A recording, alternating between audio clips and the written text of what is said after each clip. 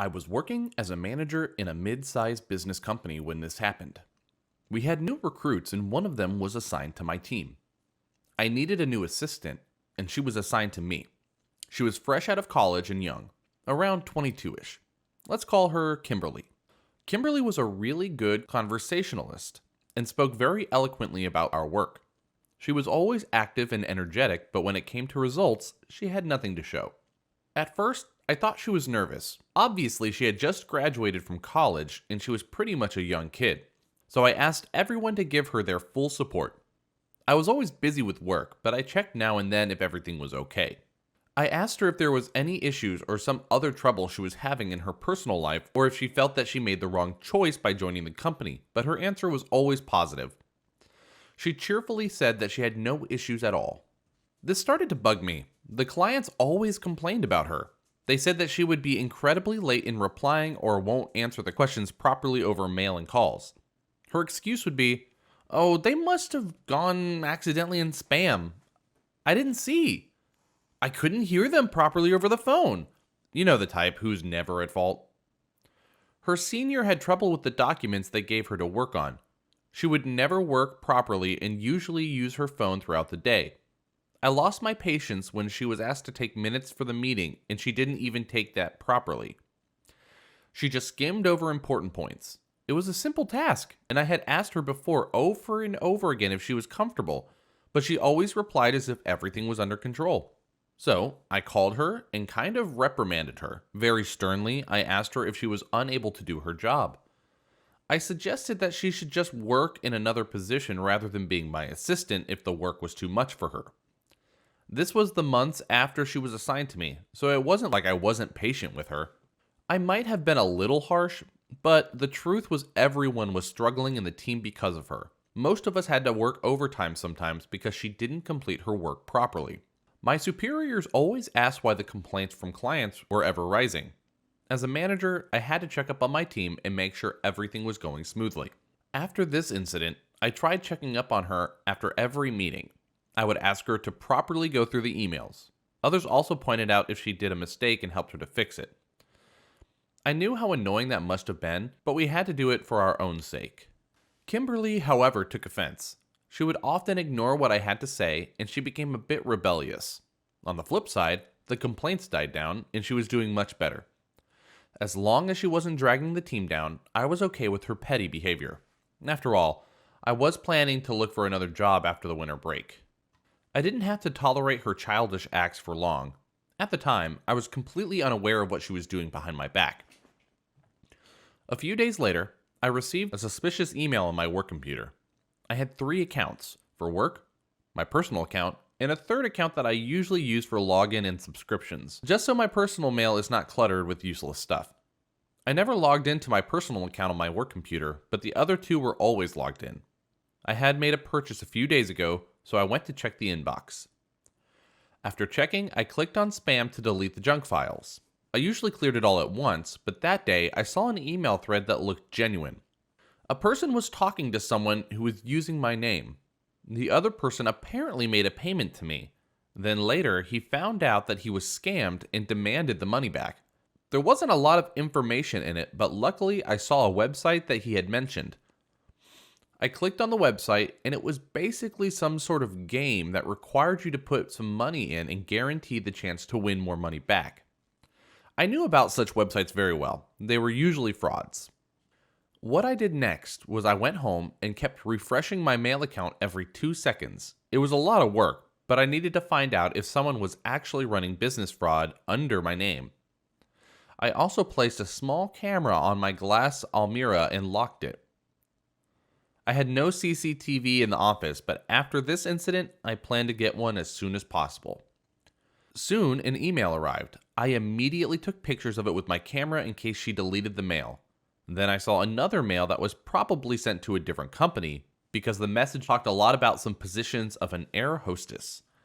I kept checking until I made sure that the office building was locked.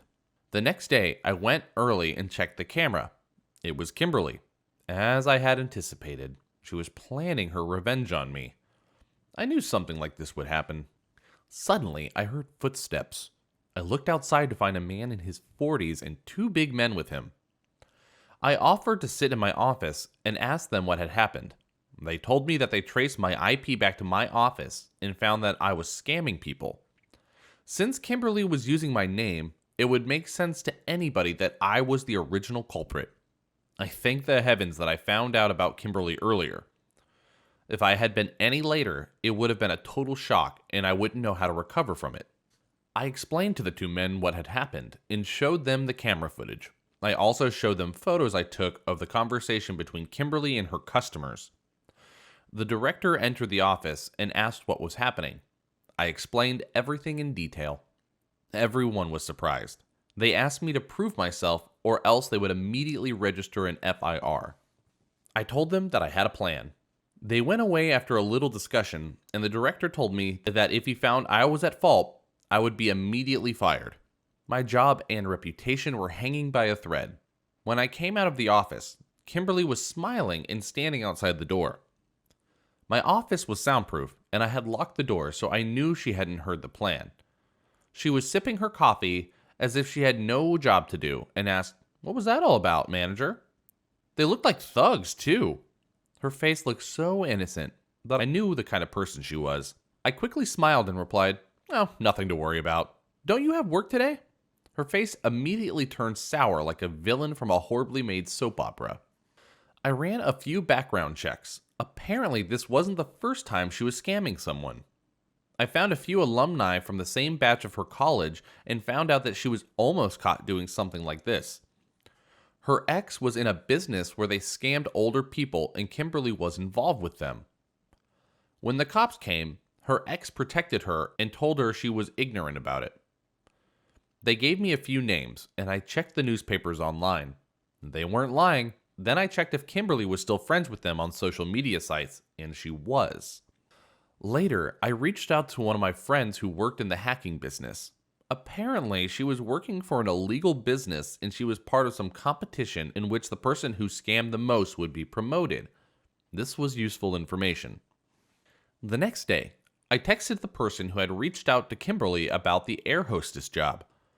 I had saved her email account when I took the pictures. I asked her to send the link to the website and told her that my account was hacked and she shouldn't text that account anymore. The job opening was placed in one of the popular employment platforms. I made a fake resume and requested a chat. I told everyone that I was going to go home early. Now, my office has a door just beside the cupboard where a flag hangs. If you don't pay attention, you wouldn't notice it. It opens to the meeting hall. That day, we locked the meeting hall and the director, a few others from the IT team, the guy who was scammed, and I sat in the meeting room.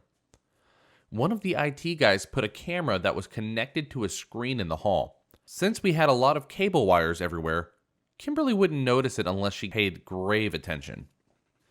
As everyone left the office, Kimberly sneaked into my room and opened my computer. She must have seen my message since she replied to it. I told her that there were 7 people who were interested in the position, and if it were okay with her, we would love to apply for it.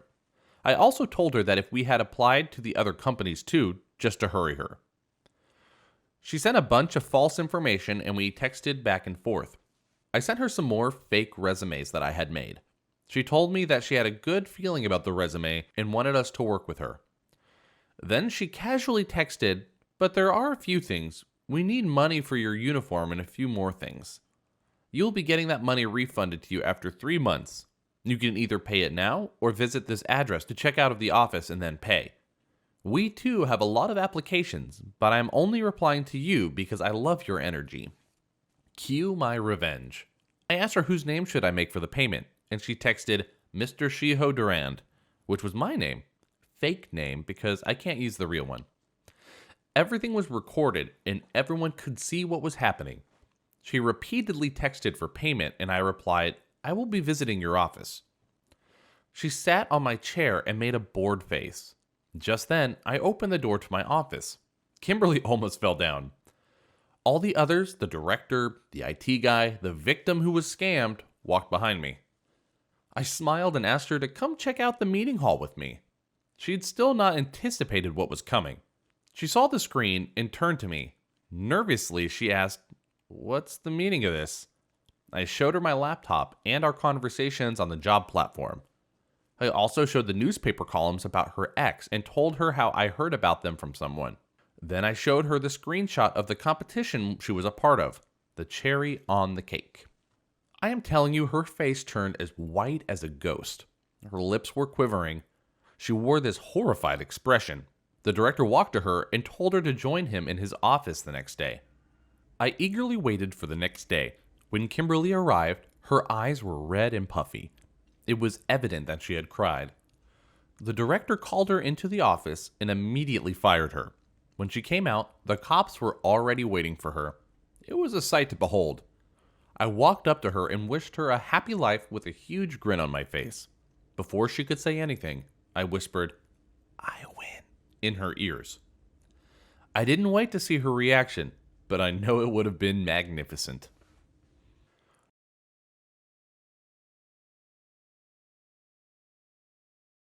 So this happened when I was unhappily married to my ex-husband.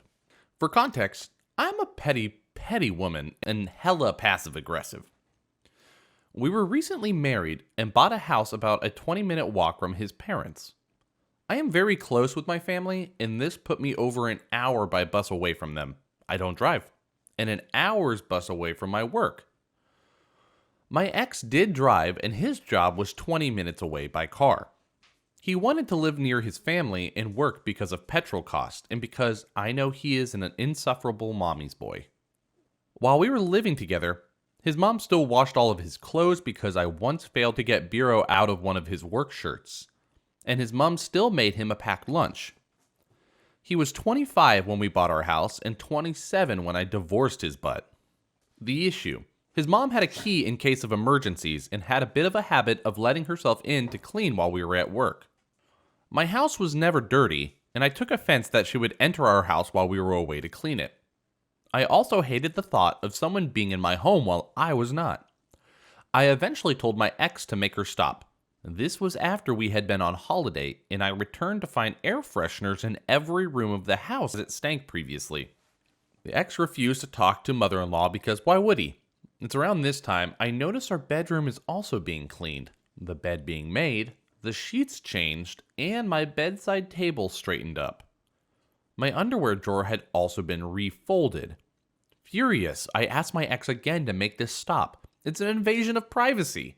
Again, he says she's just helping us out, so declines to speak with her. Upset and angry, I call my mom, who is where I have learned the art of pettiness. We talk and meet up in town the following day. We proceed to go to an adult store and buy the biggest dildo we can find. I returned home and place it in my drawer. When I leave for work, the following day I place the dildo on our unmade bed. I got a phone call from my ex asking me if I'd lost my mind. I pointed out if he had spoken to mother-in-law, she wouldn't have seen it. He was mad at me for ages, but his mom never went into our room again. TLDR. Ex-mother-in-law was snooping in our bedroom, so I bought the biggest dildo I could find and put it on a bed. Snooping stopped, and ex-hubby was cross, but I was very amused. Edit for the frequent comments and questions. The cleaning. This wasn't nice cleaning. She would refinish dishes I had cleaned and left out to dry. She would spray air fresheners because she knew they triggered my migraines. She refolded my underwear.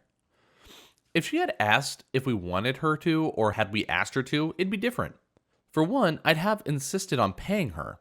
The way she did it was always followed up with something like, "Oh, while you were at work, I popped over and mopped your floors. I couldn't stand the thought of them just being left another day." I cleaned the house from top to bottom every Saturday, including mopping. Putting things in his drawers that implied he was gay? I thought about it, but I'm pretty sure it wasn't the only things being looked through. Also, my mom thinks he was gay and using me to pass. His family were incredibly homophobic, so it could have potentially endangered him. Edit 2. Someone asked me what made me leave, and I think my response gives valuable context to the whole relationship. I mean, it was a lot of things combined. His mother snooped and always insulted me. His dad perving on me. We lived with them for a while, and he would try to catch me coming out of the shower. He would also tell me how attractive I was and tell me if he was younger, he would have been all over me, which still gives me the ugh. His utter disinterest in any of my hobbies, hopes, or dreams. I like history and old buildings, so we went to one for a free day out and he complained the entire time. He was really into Nintendo games, so I would organize E3 parties for him and promote his podcast, neither of which I had any interest in, so it crushed me that he couldn't even fake it for a day. The way he constantly criticized my family, we are a working class and he was middle class. That, and he was always putting us in debt. Despite him having a bigger salary, I paid the mortgage alone because he had to pay for his car. That was his exact logic. The weed smoking leads to him throwing up all over the bathroom and making me clean it. How he went drinking with his dad and vomited in the bed and left me asleep in his vomit while he slept on the couch. The way he would cough up phlegm, spit it into the bathtub, and leave it for me to clean. But it had to be the shower incident. I don't know how he managed to flood the bathroom. We had one of those showers that attach to your bath. The only thing I can think of is that he didn't pull the shower curtain shut or decided, hey, today I'm going to shower on the floor. I was in the kitchen having breakfast and water started coming through the ceiling and through the light. I ran upstairs and told him to shut the water off. He insisted on finishing his shower first. I called my dad, who's an electrician, and he said to get the guy next door to look at it. A lovely guy who was a plumber, and he would come around to check the wiring after, but for now to turn everything off. My ex got his dad to look at it, who is not a tradesman of any kind, and he said it was fine. There was still water in my light fixture, so my ex deemed it fine. I got next door guy over anyway because he was a plumber and I didn't want to invalidate my building insurance by not getting something like that looked at. My ex told his dad. The next time he went to his parents, his dad came right at me, inches from my face, with me backed into the closed front door, shouting how he was never going to do anything for me ever again, because I am an ungrateful witch. My ex did nothing. I walked home in tears and he did not follow. I found out from my sister, who stuck up for me and yelled at her dad, that he hadn't said a word in my defense. I knew then nothing was going to change, and it was getting worse. I refused to let myself feel unsafe, so I packed my crap and left.